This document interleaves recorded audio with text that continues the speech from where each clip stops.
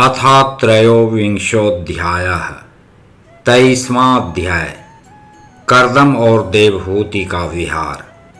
श्री मैत्रेय जी ने कहा, विदुर जी, माता पिता के चले जाने पर पति के अभिप्राय को समझ लेने में कुशल साध्वी देवहूति कर्दम जी की प्रतिदिन प्रेम पूर्वक सेवा करने लगी।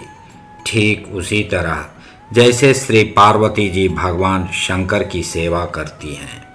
उसने काम वासना, दंभ, द्वेष, लोभ, पाप और मद का त्याग कर बड़ी सावधानी और लगन के साथ सेवा में तत्पर रहकर विश्वास, पवित्रता, गौरव, संयम, शुश्रूषा, प्रेम और मधुर भाषणादि गुणों से अपने परम तेजस्वी पतिदेव को संतुष्ट कर लिया।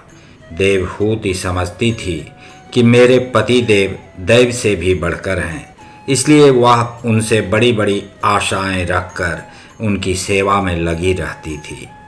इस प्रकार बहुत दिनों तक अपना अनुवर्तन करने वाली उस मनुपुत्री को व्रतादि का पालन करने से दुर्बल हुई देख देवर्षि श्रेष्ठ कर्दम को दयावश कुछ खेद हुआ और उन्होंने उससे प्रेम गदगद वाणी में कहा।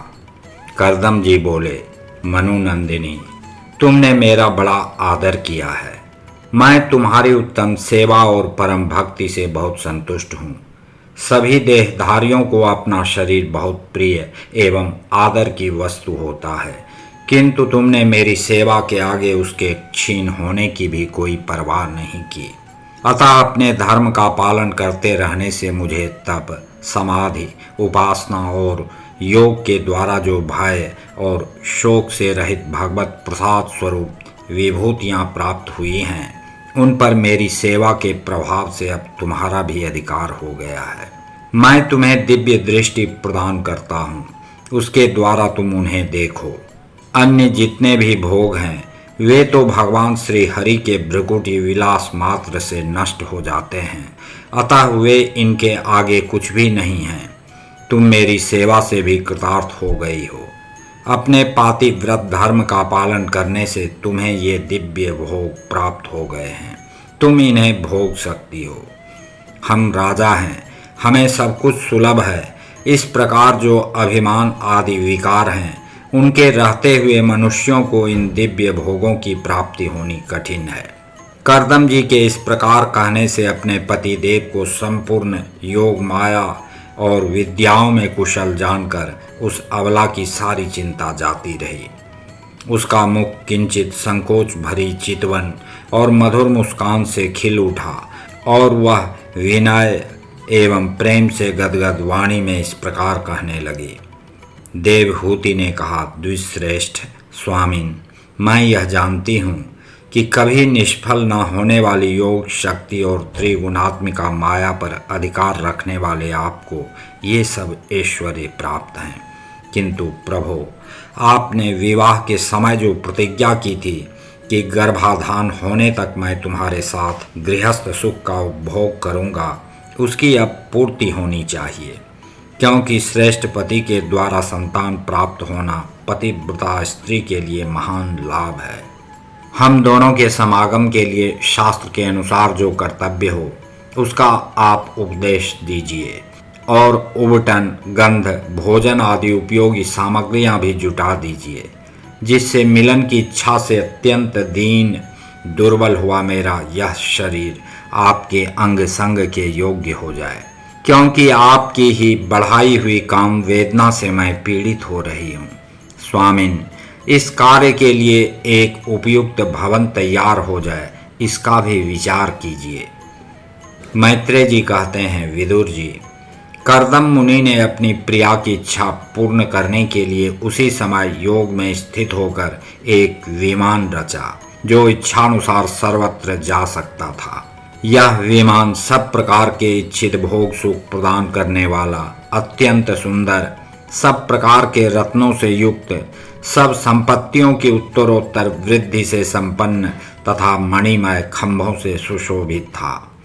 वह सभी ऋतुओं में सुखदायक था और उसमें जहाँ तहाँ सब प्रकार की दिव्य सामग्रियाँ रखी हुई थीं तथा उसे चित्र विचित्र रेशमी झंडियों और पताकाओं से खूब सजाया गया था, जिन पर भ्रमरगण मधुर गुंजार कर रहे थे।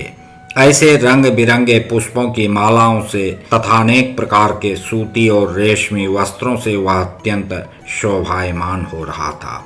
एक के ऊपर एक बनाए हुए कमरों में अलग अलग रखी हुई शैया, पलंग, पंखे और आसनों के कारण वह बड़ा सुंदर जान पड़ता था। जहाँ तहाँ दीवारों में की हुई शिल्प रचना से उसकी अपूर्व शोभा हो रही थी। उसमें पन्ने का फर्श था और बैठने के लिए मूंगे की वेदियां बनाई गई थीं। मूंगे की ही देहलियां थीं। उसके द्वारों में हीरे के किवाड़ थे तथा इंद्रनील मणि के शिखरों पर सोने के कलश रखे हुए थे। उसकी हीरे की दीवारों में बढ़िया लाल जड़े हुए थे, जो ऐसे जान पड़ते थे मानो विमान की आंखें हों, तथा उसे रंग बिरंगे चंदोबे और बहुमूल्य सुनहरी बंधनवारों से सजाया गया था।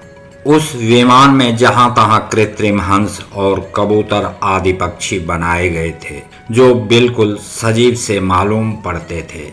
उन्हें अपना सजातीय समझकर बहुत से हंस और कबूतर उनके पास बैठ बैठ कर अपनी बोली बोलते थे। उसमें सुविधानुसार क्रीड़ा स्थली, शयन गृह, बैठक, आंगन और चौक आदि बनाए गए थे, जिनके कारण वह विमान स्वयं करदम जी को भी विस्मित सा कर रहा था। ऐसे सुंदर घर को भी जब देवहूति ने बहुत प्रसन्न चित्त से नहीं देखा, तो सबके आंतरिक भाव को परख लेने वाले करदम जी ने स्वयं ही कहा, भीरू, तुम इस बिंदु सरोवर में स्नान करके विमान पर चढ़ जाओ। यह विष्णु भगवान का रचा हुआ तीर्थ मनुष्यों को सभी कामनाओं की प्राप्ति कराने वाला है। कमल लोचना देवहूति ने अपने पति की बात मानकर सरस्वती के पवित्र जल से भरे हुए उस सरोवर में प्रवेश किया। उस समय वह बड़ी मैली कुचेली साड़ी पहने हुई थी। उसके सिर के बाल चिपक जाने से उनमें लटें पड़ गई थीं। शरीर में मैल जम गया था। सरोवर में गोता लगाने पर उसने उसके भीतर एक महल में 1000 कन्याएं देखीं। वे सभी किशोर अवस्था की थीं और उनके शरीरों से कमल की सी गंध आती थी। देवहूति को देखते ही वे सब स्त्रियां सहसा खड़ी हो गईं और हाथ जोड़कर कहने लगीं, हम आपकी दासियां हैं, हमें आज्ञा दीजिए, आपकी क्या सेवा करें। विदुर जी, जब स्वामिनी को सम्मान देने वाली उन रमणियों ने बहुमूल्य मसालों तथा गंध आदि से मिश्रित जल के द्वारा मनस्विनी देवहूति को स्नान कराया, तब उसे 2 नवीन और निर्मल वस्त्र पहनने को दिए। फिर उन्होंने ये बहुत मूल्य के बड़े सुंदर और कांतिमान आभूषण, सर्वगुण संपन्न भोजन और पीने के लिए अमृत के समान स्वादिष्ट आसव प्रस्तुत किए। अब देवहूति ने दर्पण में अपना प्रतिबिंब देखा तो उसे मालूम हुआ कि वह भांति भांति के सुगंधित फूलों के हारों से विभूषित है, स्वच्छ वस्त्र धारण किए हुए है। उसका शरीर भी निर्मल और कांतिमान हो गया है तथा उन कन्याओं ने बड़े आदर पूर्वक उसका मांगलिक श्रृंगार किया। उसे सिर से स्नान कराया गया है। स्नान के पश्चात अंग अंग में सब प्रकार के आभूषण सजाए गए हैं तथा उसके गले में हार हुमेल, हाथों में कंकण और पैरों में छमछमाते हुए सोने के पायजेब सुशोभित हैं। कमर में पड़ी हुई सोने की रत्न जटित करघनी से, बहुमूल्य मणियों के हार से और अंग अंग में लगे हुए कुंकुमादि मंगल द्रव्यों से उसकी अपूर्व शोभा हो रही थी। उसका मुख सुंदर दंतावली, मनोहर भौहें, कमल की कली से स्पर्धा करने वाले प्रेम कटाक्षमय सुंदर नेत्र और नीली अलकावली से बड़ा ही सुंदर जान पड़ता है। विदुर जी, जब देवहूति ने अपने प्रिय पतिदेव का स्मरण किया तो अपने को सहेलियों के सहित वहीं पाया जहां प्रजापति करदम जी विराजमान थे। उस समय अपने को सहस्रों स्त्रियों के सहित अपने प्राणनाथ के सामने देख और इसे उनके योग का प्रभाव समझकर देवहूति को बड़ा विस्मय हुआ। शत्रु विजयी विदुर। जब कर्दम जी ने देखा कि देवहूति का शरीर स्नान करने से अत्यंत निर्मल हो गया है और विवाह काल से पूर्व उसका जैसा रूप था उसी रूप को पाकर वह अपूर्व शोभा से संपन्न हो गई है। हजारों विद्याधरियां उसकी सेवा में लगी हुई हैं तथा उसके शरीर पर बढ़िया बढ़िया वस्त्र शोभा पा रहे हैं। तब उन्होंने बड़े प्रेम से उसे विमान पर चढ़ाया। उस समय अपनी प्रिया के प्रति अनुरक्त होने पर भी कर्दम जी की महिमा अर्थात मन और इंद्रियों पर प्रभुता कम नहीं हुई। विद्याधरियां उनके शरीर की सेवा कर रही थीं। खिले हुए कुमुद के फूलों से श्रृंगार करके अत्यंत सुंदर बने हुए वे विमान पर इस प्रकार शोभा पा रहे थे मानो आकाश में तारागण से घिरे हुए चंद्रदेव विराजमान हों। उस विमान पर निवास कर उन्होंने दीर्घ काल तक कुबेर जी के समान मेरु पर्वत की घाटियों में विहार किया। ये घाटियां आठों लोकपालों की विहार भूमि हैं। इनमें कामदेव को बढ़ाने वाली शीतल मंद सुगंध वायु चलकर इनकी कमनीय शोभा का विस्तार करती है तथा श्री गंगा जी के स्वर्गलोक से गिरने की मंगलमय ध्वनि निरंतर गूंजती रहती है। उस समय भी दिव्य विद्याधरियों का समुदाय उनकी सेवा में उपस्थित था और सिद्धगण वंदना किया करते थे। इसी प्रकार प्राण प्रिया देवहूति के साथ उन्होंने वैश्रम्भक, सुरसन, नंदन, पुष्पभद्र और चैत्र रथ आदि अनेकों देवोद्यानों तथा मानस सरोवर में अनुराग पूर्वक विहार किया। उस कांतिमान और इच्छानुसार चलने वाले श्रेष्ठ विमान पर बैठकर वायु के समान सभी लोकों में विचरते हुए कर्दम जी विमान विहारी देवताओं से भी आगे बढ़ गए। विदुर जी, जिन्होंने भगवान के भव भयहारी पवित्र पाद पद्मों का आश्रय लिया है, उन धीर पुरुषों के लिए कौन सी वस्तु या शक्ति दुर्लभ है। इस प्रकार महायोगी कर्दम जी यह सारा भूमंडल जो द्वीप वर्ष आदि की विचित्र रचना के कारण बड़ा आश्चर्यमय प्रतीत होता है, अपनी प्रिया को दिखाकर अपने आश्रम को लौट आए। फिर उन्होंने अपने को 9 रूपों में विभक्त कर रति सुख के लिए अत्यंत उत्सुक मनु कुमारी देवहूति को आनंदित करते हुए उसके साथ बहुत वर्षों तक विहार किया, किंतु उनका इतना लंबा समय एक मुहूर्त के समान बीत गया। उस विमान में रति सुख को बढ़ाने वाली बड़ी सुंदर शैया का आश्रय ले अपने परम रूपवान प्रियतम के साथ रहती हुई देवहूति को इतना काल कुछ भी न जान पड़ा। इस प्रकार उस कामासक्त दंपति को अपने योग बल से सैकड़ों वर्षों तक विहार करते हुए भी वह काल बहुत थोड़े समय के समान निकल गया। आत्मज्ञानी कर्दम जी सब प्रकार के संकल्पों को जानते थे, अतः देवहूति को संतान प्राप्ति के लिए उत्सुक देख तथा भगवान के आदेश को स्मरण कर उन्होंने अपने स्वरूप के 9 विभाग किए तथा कन्याओं की उत्पत्ति के लिए एकाग्र चित्त से अर्धांग रूप में अपनी पत्नी की भावना करते हुए उसके गर्भ में वीर्य स्थापित किया। इससे देवहूति के एक ही साथ 9 कन्याएं पैदा हुईं।